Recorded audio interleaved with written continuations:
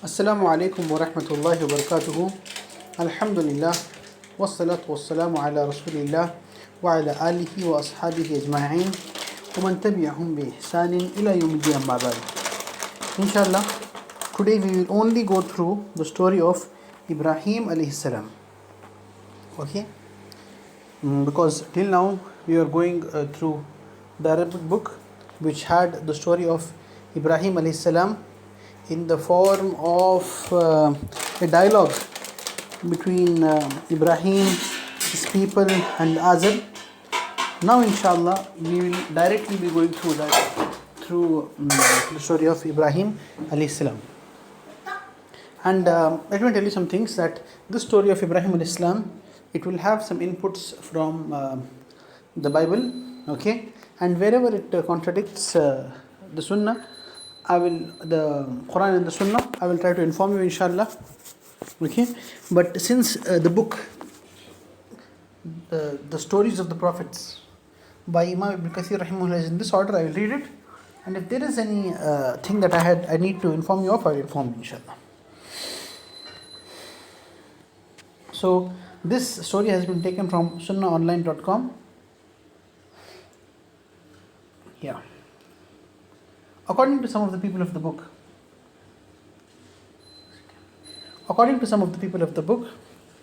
the name of Ibrahim alayhi salam was Ibrahim bin Tariq bin Nahur, and they take it all the way up to Nuh alayhi salam. Allah knows the best about this, and there is a discussion about Ibrahim alayhi salam's father, that his name was Tariq, okay, Tariq or Tariq, and that he had 3 sons.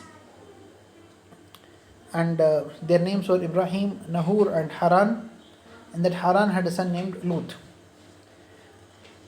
that is Lut alayhi salam. And the people of the book, they also said that Ibrahim was the middle child, and and Ibrahim alayhi salam was born in a place called Haran in Iraq. It's not there in this book, I'm just adding an information. Also, that about the mention of Azar, according to the Quran, Ibrahim alayhi salam refers to Azar as his father. The scholars of the people of the book, they say that Azar was his uncle who looked after Ibrahim alayhi salam, and that's why he called him father. But there is nothing to this effect from the Quran and the Sunnah. So what to understand is that the Quranic account is better. That is, that Ibrahim alayhi salam, he called Azar his father, and that Azar was his father itself, and Allah knows the best. It is also possible that Azar was his uncle, but there is no direction, or there is nothing pointing out to Azar being his uncle. So yes, just like Ibrahim alayhi salam said that he was his father, that he calls him Ya Abi all the time, oh my father, oh my father. So we will take it at face value that Azar was the father of Ibrahim alayhi salam. So Ibrahim alayhi salam was born into a family of idol worshippers who built idols and sold them as a business. And at a very young age, Allah subhanahu wa ta'ala enlightened his heart, and Allah subhanahu wa ta'ala guided him. In his childhood, Ibrahim alayhi salam, he realized that his father made statues, and I'm summarizing from the story, and he asked his father about how it was made and what he was making, and his father replied that he was making statues of the gods.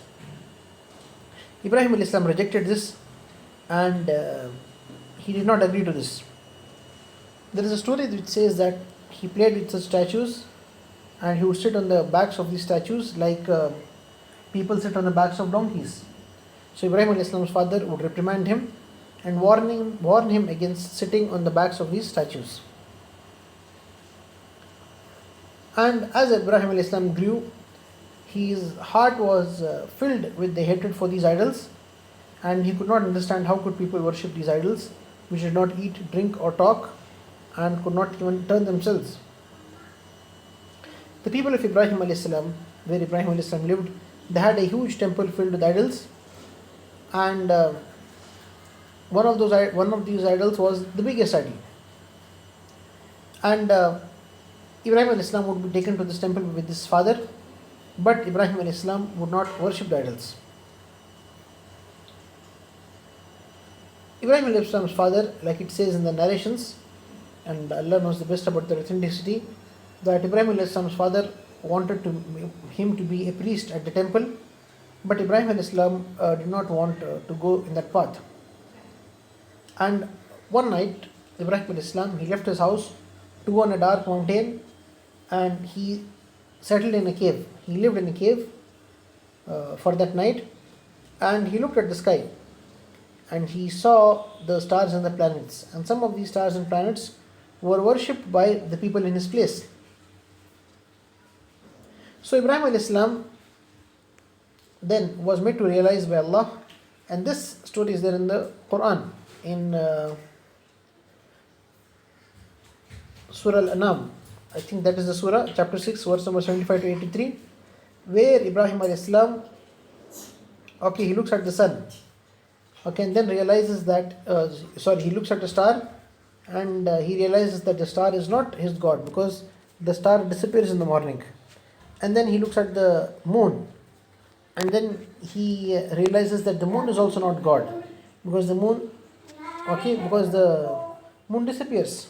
And then he also saw that the sun was a really great celestial body, and Allah subhanahu wa ta'ala made him realize that even that is not God. And then he said, "O my people, I am indeed free from all that you join as partners in worship with Allah. I have turned my face towards Him who has created the heavens and the earth. Hanifan." And he said, "I am not of the mushrikeen." He said that he is a Hanif, he is someone who worships Allah subhanahu wa ta'ala alone. So his people would become furious with him when he would say all of these things. And from this we realize that at a very small age, Allah subhanahu wa ta'ala put the knowledge of Tawheed in the heart of Ibrahim alayhi salam. Ibrahim alayhi salam would explain to his people about Tawheed, and that the sun, the moon, the stars, and all of these idols, they do not benefit, neither do they harm people. So Ibrahim came into conflict with his people. Ibrahim alayhi salam, he came into a conflict with his people, so much so that Ibrahim alayhi salam, he decided to teach them a lesson one day.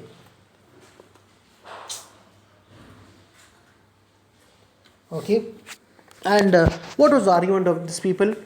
When Ibrahim alayhi salam, coming to the story of breaking idols, before that, when Ibrahim alayhi salam would ask his people to desist from the worship of idols, when he would ask his people to desist from the worship of the idols, the people would only answer that they found their forefathers doing this. And Ibrahim alayhi salam explained to them that there is no point in continuing this, because this is only what their forefathers taught them. And would they continue doing this even if it was known that their forefathers were upon misguidance? That is, if your forefathers are doing something wrong, your fathers, your grandfathers are doing something wrong, does it mean that you will also continue this wrong? But these people did not take heed, and they continued doing the idol worship. They continued doing the idol worship that their forefathers had taught them. Ibrahim alayhi salam, he also did da'wah to his father, and he said that Allah subhanahu wa ta'ala has revealed to him knowledge about Tawheed, and he told him that shirk is a path of shaitan, and idol worship is from the devil's work, and the devil is a rebel with Allah subhanahu wa ta'ala. His father also told him that if you do not repent, I will kill you with stones. So he told Ibrahim alayhi salam to leave him before he punishes Ibrahim alayhi salam. So Ibrahim alayhi salam, he said, "Peace be on you," to his father, and he said that I will ask Allah's forgiveness for you. And he said that Allah subhanahu wa ta'ala is most gracious. But then Allah subhanahu wa ta'ala, after his father's death, Allah subhanahu wa ta'ala prohibited Ibrahim alayhi salam from supplicating for his father. That's another part of the story. Now Ibrahim alayhi salam, he kept preaching against idol worship, against shirk. Okay, and he was at odds with the people. Now, in his place, there was going to be a great celebration, and the people left Ibrahim Alaihissalaam at home. He said that he was not feeling well, and this was not a lie, that he was not feeling well. His heart was ill because of the shirk that the people were doing. So Ibrahim Alaihissalaam, when the people went, and there were 3 idols in the temple, or 3 or more idols in the temple, so he destroyed the small idols and he left the big idol with a sharp axe, and then he kept the sharp axe, he hung it on the neck or the shoulder of the biggest idol. When the people returned, they were really flabbergasted, they were shocked to see that their gods were destroyed. So they understood who might have done this. So when they asked Ibrahim Alaihissalaam about who did this, and this story is mentioned in the Quran, chapter 21, verses 59 to 67. Okay, when they asked Ibrahim Alaihissalaam who did this to the idols, Ibrahim Alaihissalaam said, this biggest one, this idol did that, and asked them if they can speak. So Ibrahim Alaihissalaam sarcastically told them that this big idol did it, and asked this big idol. So then, they said to Ibrahim that you know that these idols don't speak, they don't hear. And Ibrahim Alaihissalaam wanted this point to come out from them. And Ibrahim Alaihissalaam said, do you then worship besides Allah things that can neither profit you nor harm you? Okay, like don't you have sense? You are worshipping things that cannot benefit or harm themselves. And so how will they benefit and harm you? Okay. And when they realized that Ibrahim Alaihissalaam had defeated them in the argument, they then decided to throw Ibrahim Alaihissalaam into a big fire.